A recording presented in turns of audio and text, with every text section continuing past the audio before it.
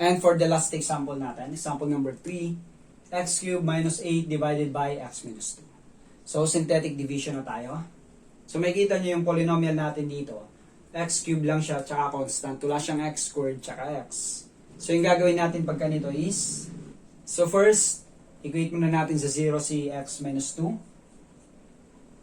X minus 2 is equal to 0. X is equal to 2. And then dito, lagyan lang natin ng 0 yung mga nawawalang terms.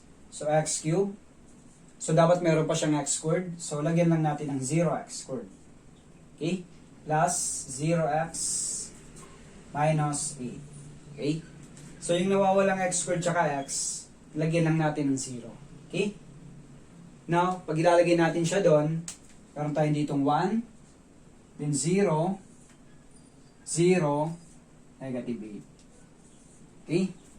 So, kahit wala dito yung mga ibang variable, dapat sinasali mo siya dito. Okay? Ilalagyan mo lang siya ng 0.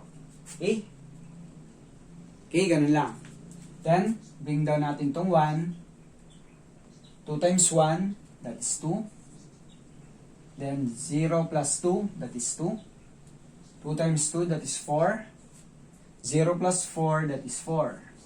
2 times 8, 2 times 4, that's 8. Negative 8 plus 8, that is 0.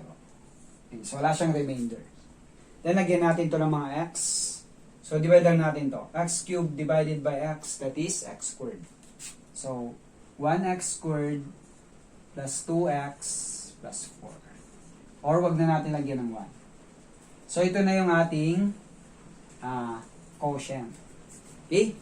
So, check nyo na lang sa long division. Okay? Comment below guys kung nakatulong yung video ito. Thank you for watching and don't forget to like this video.